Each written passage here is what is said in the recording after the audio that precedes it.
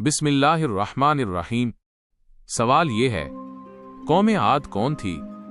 और ये सवाल इसलिए अहम है क्योंकि ये वो कौम थी जिसकी ताकत पर खुद उसे नाज था और जिसके गुरूर को अल्लाह ने इबरत बना दिया। कौम आद हजरत नूह के बाद की कौम थी, यानी वो लोग जो एक अजीम अजाब के बाद जमीन पर दोबारा बसाए गए। ये अरब की सरजमीन थी, जनूबी अरब का वो इलाका जिसे कुरान अहकाफ कहता है।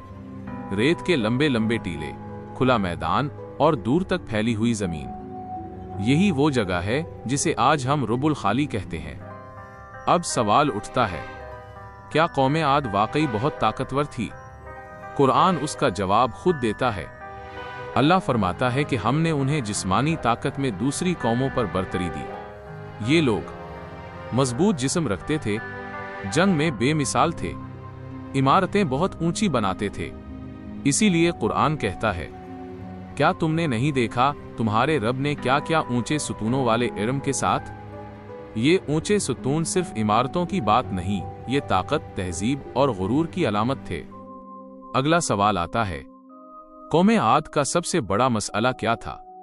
उनका मसला गुर्बत नहीं था, उनका मसला कमजोरी नहीं था, उनका मसला दुश्मन नहीं था, उनका मसला गुरूर था।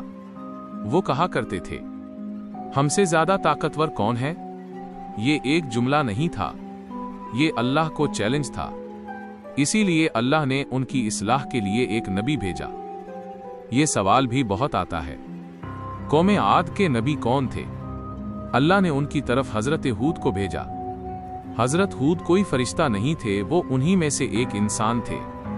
उन्होंने कौम से कहा, अल्लाह के सिवा किसी की इबादत न करो, इस ताकत पर गुरूर न करो, जुल्म छोड़ दो। मगर कौम आद ने जवाब दिया, तुम हमारे जैसे इंसान हो, हम तुम्हारी बात नहीं मानते, हम पर कोई अजाब नहीं आ सकता। अब सवाल बनता है, अल्लाह ने फौरन अजाब क्यों नहीं भेजा? क्योंकि अल्लाह जल्दी सजा नहीं देता, वो पहले मोहलत देता है, समझाता है, रास्ता दिखाता है।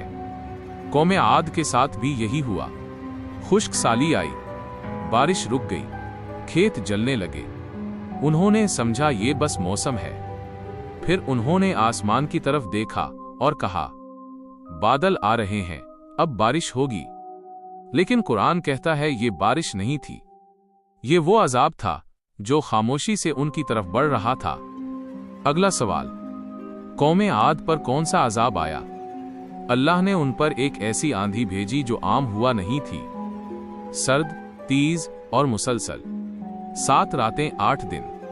कुरान कहता है, तुम लोगों को इस तरह गिरा हुआ देखते जैसे वो खजूर के खोखले तने हों। जो खुद को पहाड़ समझते थे वो जमीन पर बिखर गए।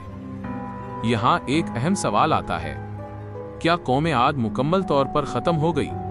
कुरान बताता है, पहली आद मुकम्मल खत्म हुई, बाद में एक कमजोर नस्ल आई जिसे आदे सानिया कहा जाता है, लेकिन वो पहली आद जैसी नहीं थी।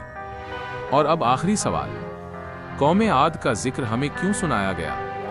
ताकि इंसान समझे, ताकत बचा नहीं सकती, गुरूर तबाह कर देता है और अल्लाह की पकड़ आने में देर हो सकती है, मगर आती जरूर है। अब सवाल ये पैदा होता है, क्या कौम आद वाकई दिव्हीकल थी? ये सवाल बहुत ज्यादा पूछा जाता है क्योंकि आम कहानियों में कौम आद को गैर मामूली कद का बताया जाता है। कुरान मजीद ये बात साफ लफ्जों में नहीं कहता कि वो देव थे, लेकिन ये जरूर कहता है कि उन्हें जिस्मानी ताकत में दूसरी कौमों पर बरतरी दी गई थी। यानी वो आम इंसानों से ज्यादा मजबूत थे, जंगी ताकत रखते थे, जिस्मानी लिहाज से मुमताज थे। लेकिन ये कहना कि वो अफसानवी देव थे, ये कुरान से साबित नहीं। अब अगला सवाल, कौम आद के शहर कैसे थे? कुरान उन्हें ऊंचे सतूनों वाला एरम कहता है।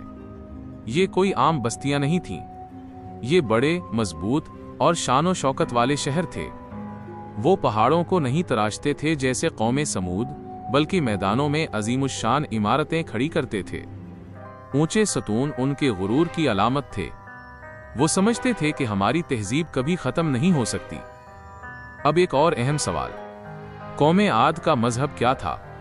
ये लोग बुत परस्त थे, कुदरती ताकतों को मानते थे, बारिश, हुआ और कुव्वत को खुदा समझते थे। जब हजरत हूद ने उन्हें एक अल्लाह की दावत दी तो उन्होंने कहा, तुम हमें हमारे माबूदों से हटाना चाहते हो? हम ऐसा नहीं करेंगे। यहां से इनकी जिद और सरकशी वाज़े होती है।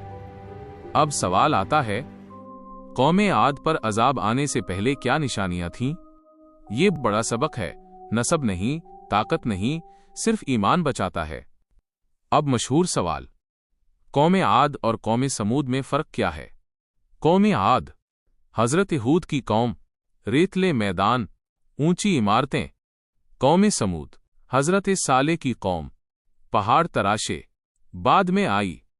दोनों ताकतवर थीं, लेकिन दोनों का अंजाम इबरत था। और अब आखिरी सवाल इस हिस्से का, कौमे आद का जिक्र कुरान में बार बार क्यों आया? क्योंकि ये ताकत की इंतहा की मिसाल है, ये गुरूर की इंतहा की मिसाल है, ये अंजाम की इंतहा की मिसाल है।